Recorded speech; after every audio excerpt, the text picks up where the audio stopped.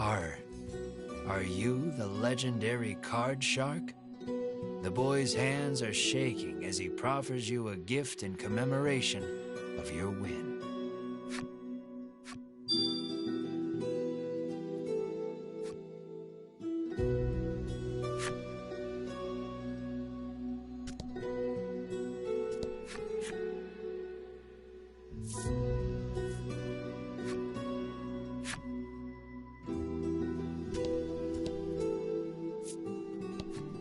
You hail the villager, only to receive a blunt, "Go bother the village headman with your chatter," in return.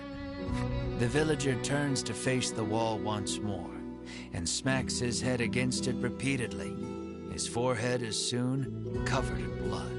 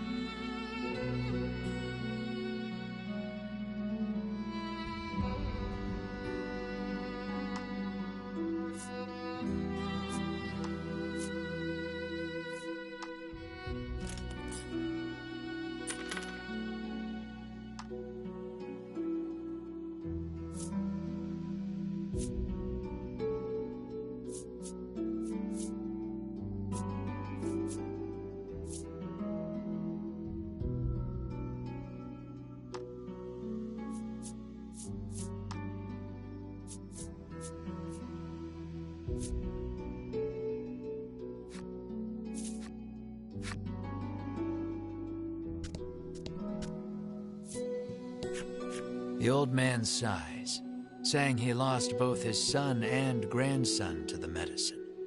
Not wanting to be the only one left behind, he lifts the bottle in his hand to his lips and gulps it down.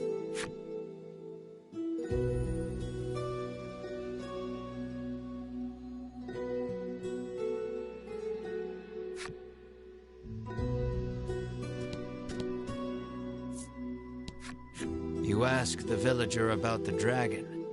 "The headman can help you if you're in some trouble," she retorts, doubling over to empty the contents of her stomach onto the street. Dozens of empty medicine bottles litter the ground in front of this woman.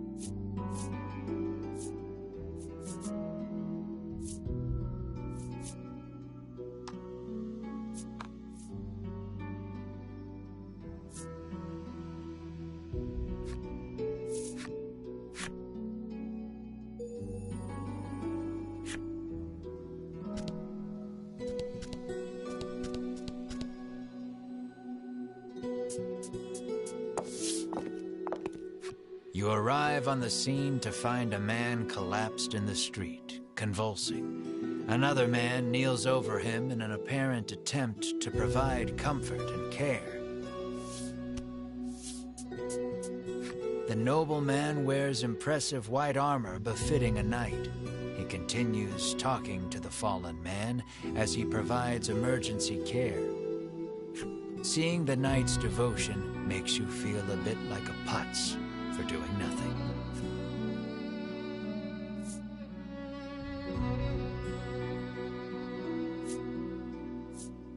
You ask Bruno to provide some of his custom supplement.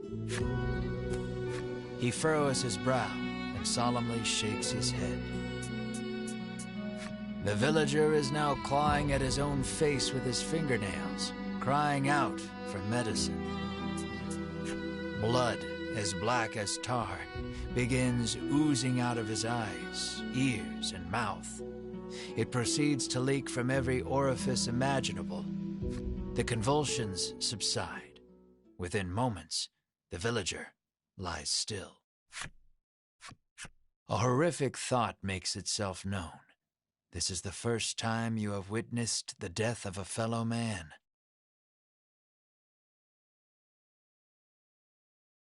Even in a world where medicines and elixirs can cure most any ailment, none are safe from death's icy grip. And as well you know, that which is dead can never return. Your mind goes blank. You drop to your knees in shock. Melanie clamps her hand to her mouth, stifling a scream. Ridis shakes uncontrollably. The knight hangs his head. Bruno nervously asks, "What are you doing here?" The knight's name is Sherwin. He identifies himself as a member of the Ivory Order. His travels brought him to this village, where he has been caring for the ailing residents. His face contorts in disgust. If not for these foul drugs, they would be healed. He spits and takes his leave. Bruno gazes upon the villager's corpse with a look of apparent realization.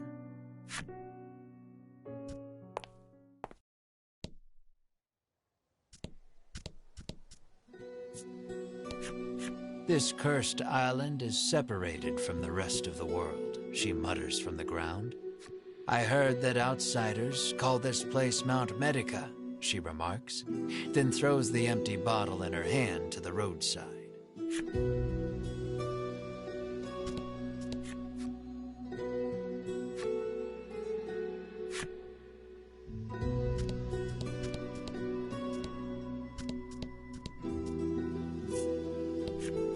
You had best get out of here quick, she cautions you.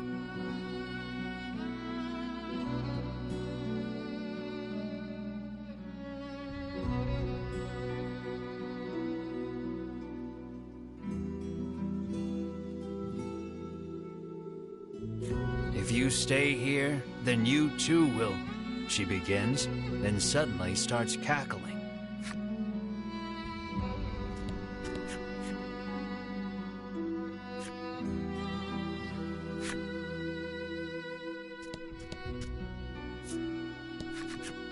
A man approaches you as you wander through the village. Spare a bit of medicine, he asks genially. He sets about convincing you that your kindness will be returned tenfold if you just give him a little from your pack. His silver tongue would put even the best salesman to shame. You reach for a bottle of medicine, completely taken in by his pitch. Bruno stills your hand. I wouldn't do that if I were you.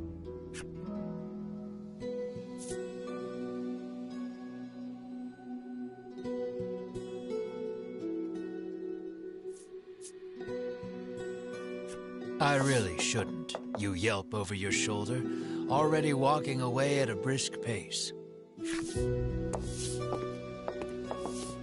You continue wandering the village streets, only to be accosted by the man once more. It seems he will follow you to the ends of the earth.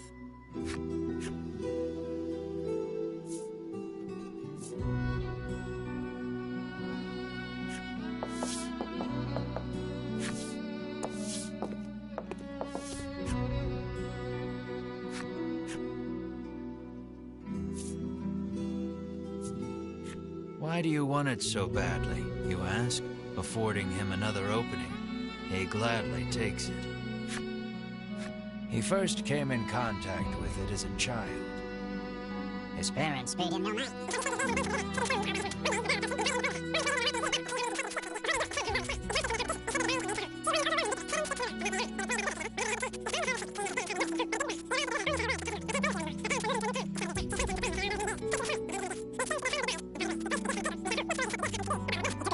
And never since forgot its wonderful taste.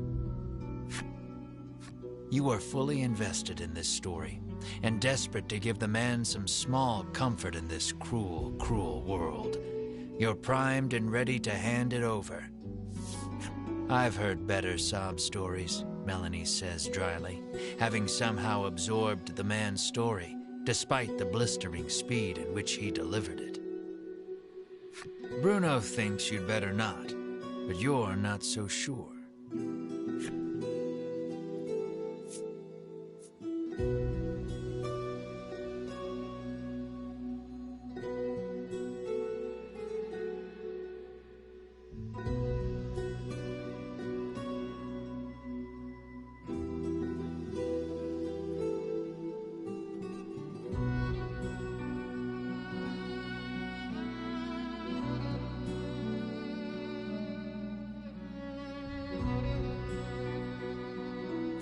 You heed Bruno's warning and return the medicine to your pack. The man's shoulders droop and he shuffles off out of sight. He appears to have dropped something peculiar in his haste.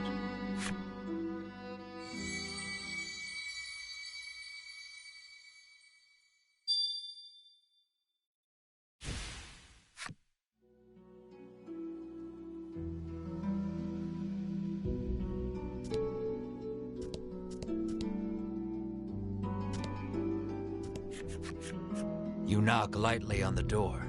An elderly man opens it, beaming at you. He announces himself as Selfor and beckons you inside. Might he be the headman you've heard so much about? Ask me anything you like, he offers. Selfor receives your party, for whatever reason, rather graciously. He could well be a font of knowledge. What will you ask him?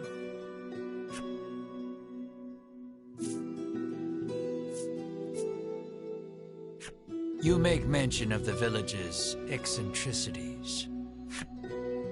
Selfor informs you that the island indeed suffers from an extreme shortage of medicine. He apologizes for the villagers' incivility. Consider it the price to pay for making the world a better place, he adds nonsensically.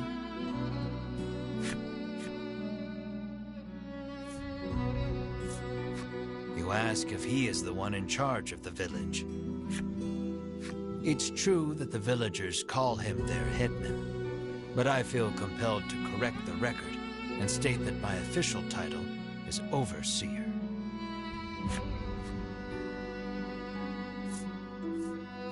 You ask if he has seen the dragon. Why, yes, he says. He returned to this island just the other day. Oh, but don't worry, he continues. He hasn't caused us too much trouble. Needless to say, this does not comport with your understanding of the dragon. You notice Melanie lift an eyebrow at his use of the word returned. At any rate, the dragon's presence on the island is confirmed. You quietly celebrate the first credible lead you've yet received. Your questions satisfactorily answered, you thank Selfor and turn to leave. He asks you to stop. We have yet to discuss the terms of your living here, he declares.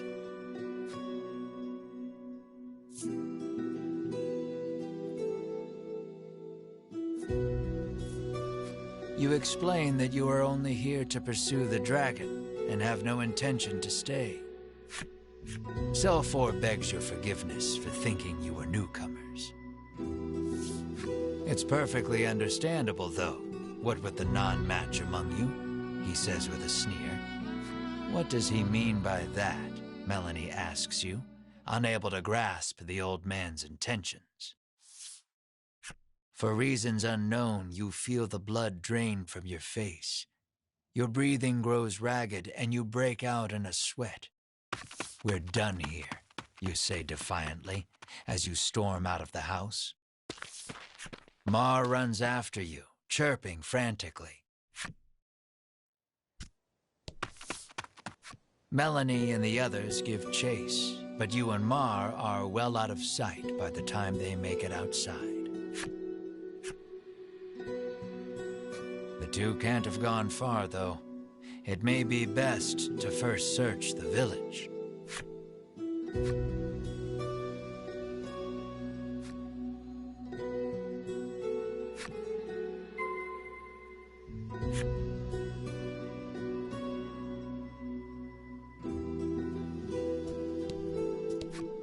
The woman claims a silly man skipped by right in front of her.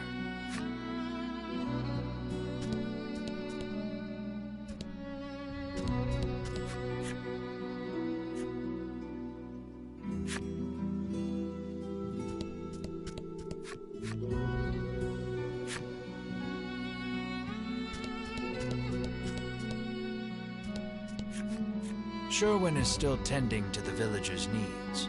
Melanie explains the sudden disappearance of her allies. "They ran down the road leading west," Sherwin says calmly. Sherwin pays you no mind as he tends to the villagers. Perhaps it would be best to take him at his word and search the road leading west.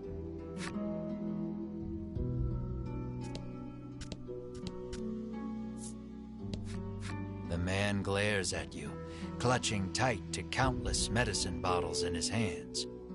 He insists that they all belong to him and refuses to share them with anyone.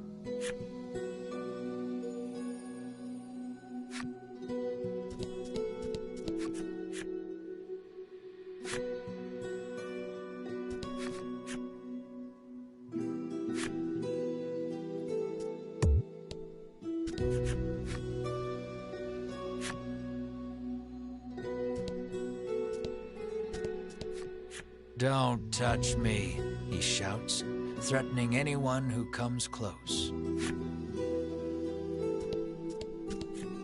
The woman stares blankly into the distance. At her feet lie dozens of empty medicine bottles.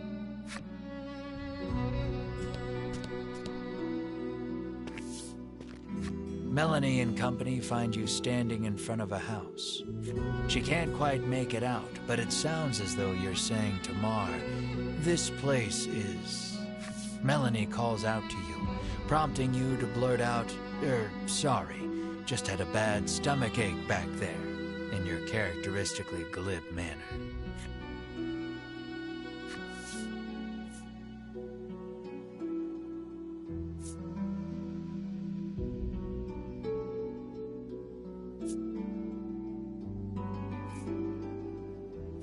She surveys you both and sees two haggard travelers unwilling to admit they're in need. "Are you sure you're all right?" she asks, concerned.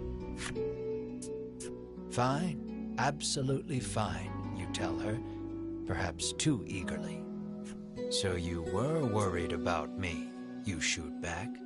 "No, I wasn't," she replies, her face reddening.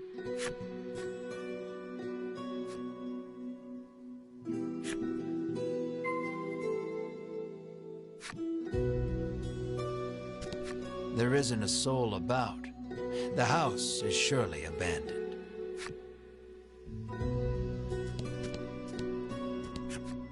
You spot a familiar-looking mage on the village streets. Winifred takes no notice of you and ducks into the apothecary. "So, the Ivory Order buys their medicine just like everybody else," you muse to yourself as you prick up your ears and listen carefully. Winifred and the apothecary speak in hushed tones.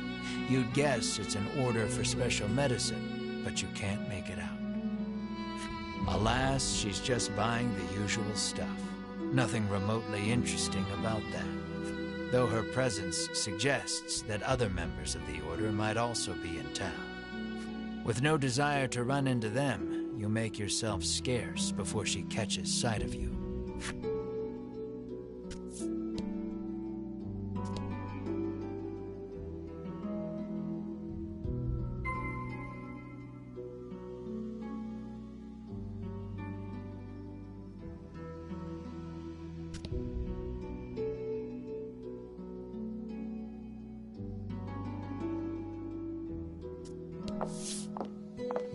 You spy the very people you were hoping to avoid, gathered near the village gate.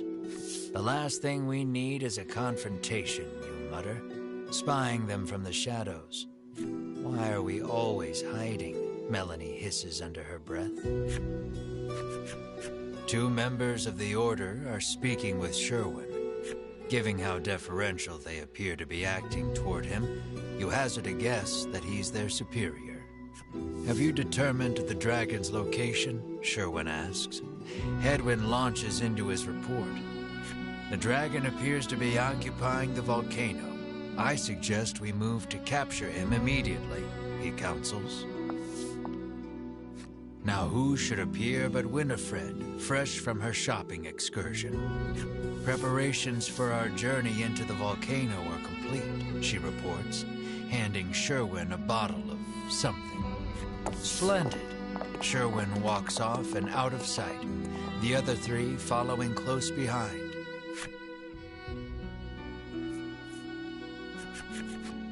Lucky for you, your hastily improvised hiding spot afforded you valuable information on the dragon. Yet their conversation raised as many questions as it answered. The medicine bottle Sherwin received is probably related to their journey into the volcano somehow. Bruno recalls seeing a bottle much like it once before. He says it contains flash freeze, which can chill most anything. Maybe that's what Winifred bought at the apothecary, Bruno continues.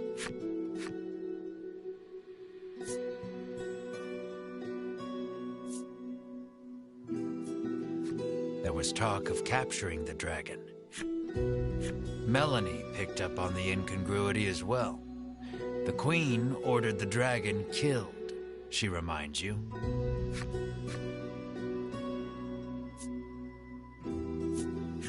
You know that the dragon is lurking in the volcano, but you haven't a clue how to get from here to there. Isn't it that mountain with all the smoke pouring out of it? Riddis asks, pointing westward.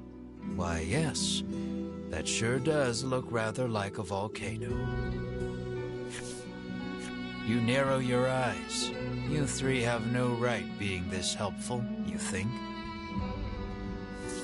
Mar pinches your cheeks without warning.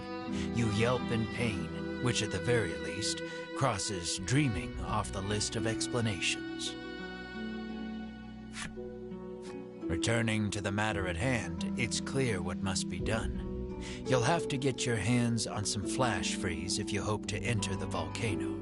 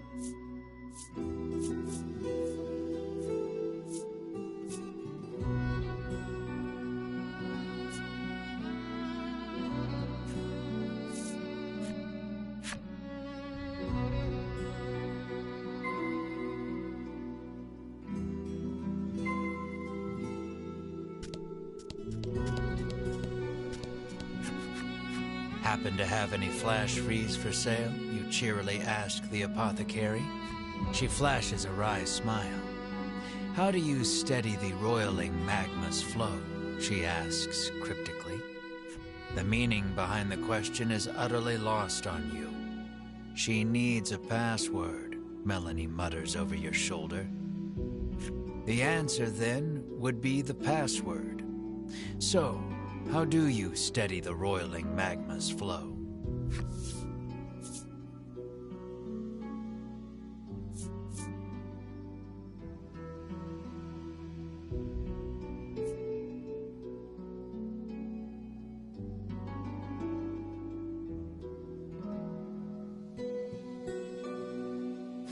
Ah, yes, you'd think so, she says, as if turning the answer over in her mind.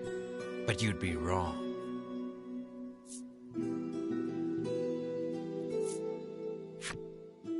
She pulls out her wares, but what you need is not among them. Your password merely granted you entry to the apothecary.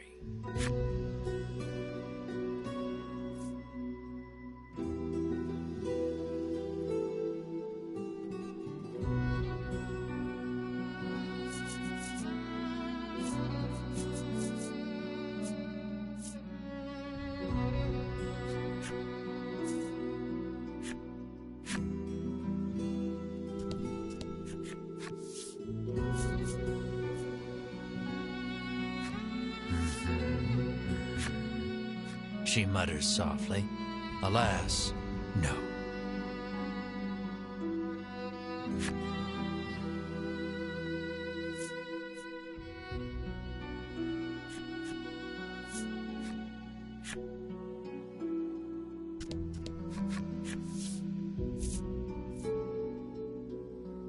The old woman rolls her eyes, suddenly looking defeated.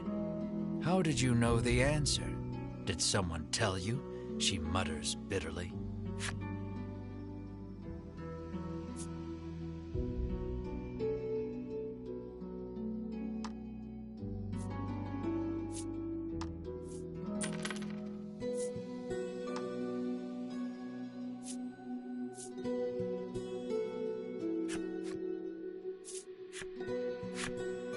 You've managed to crack the code, and a bottle of flash freeze is yours. At last, you are ready to enter the volcano. You've got a long road ahead of you, so you had best be prepared.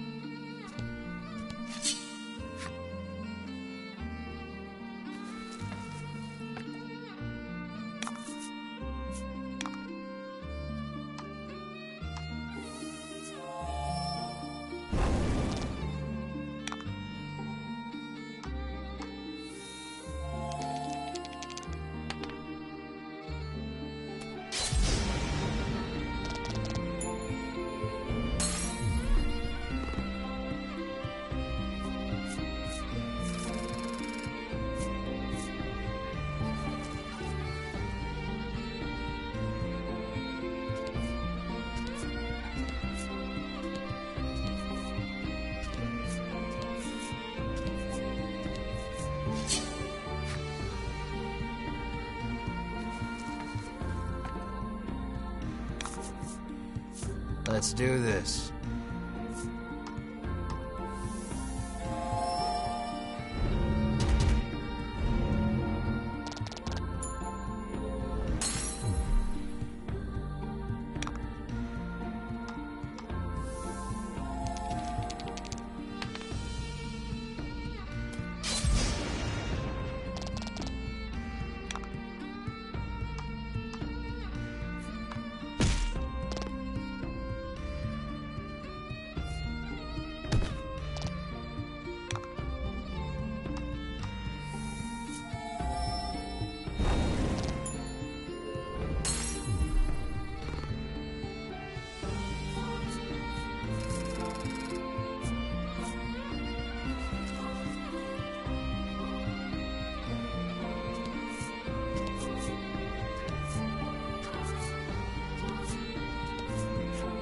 Large boulders block the path before you.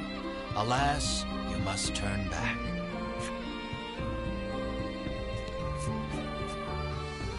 Looks like it's too early to come this way.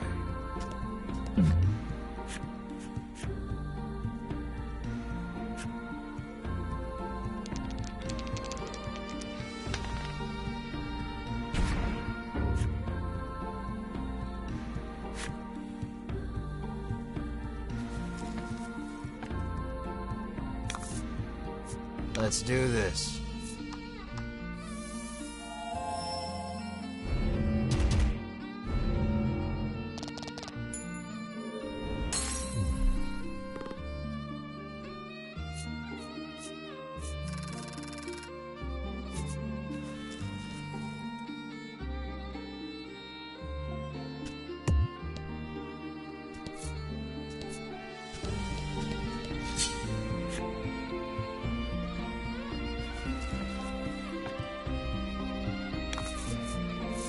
Don't hold back.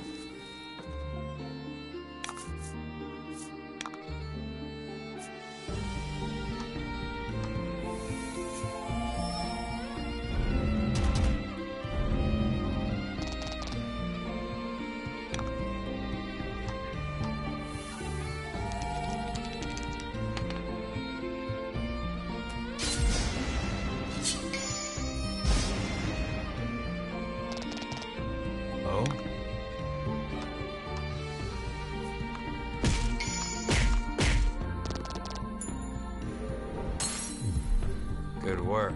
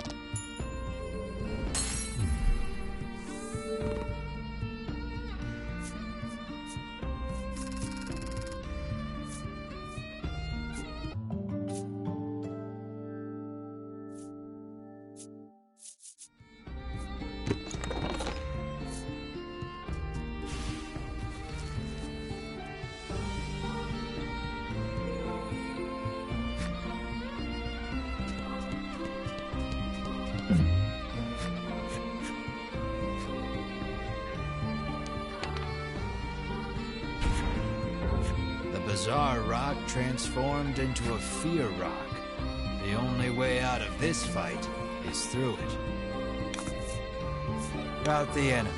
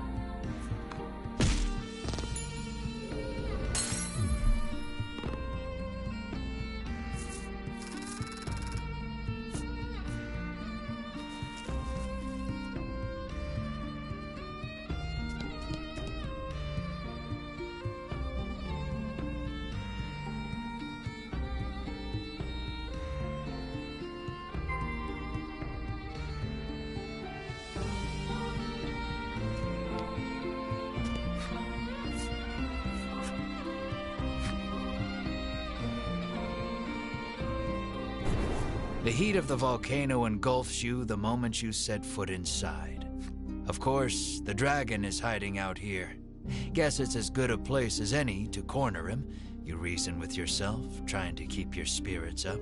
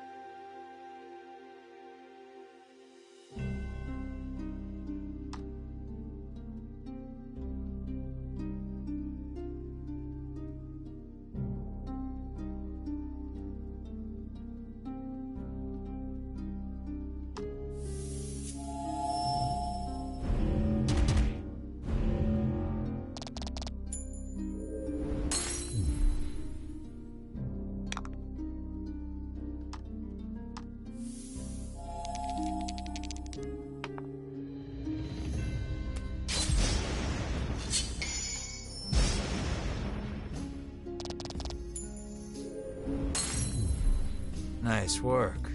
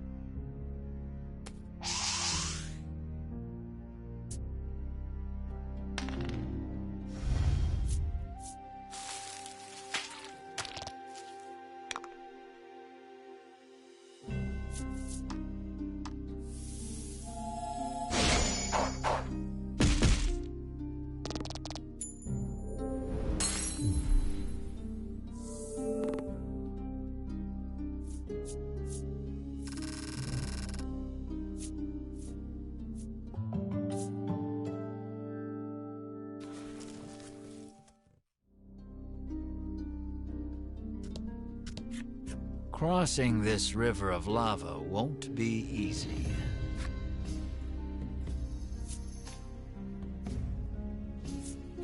Here's how you cross a lava river. Bam! You open the bottle of flash freeze and pour some into the raging river of lava. The lava instantly hardens, forming a bridge of rock.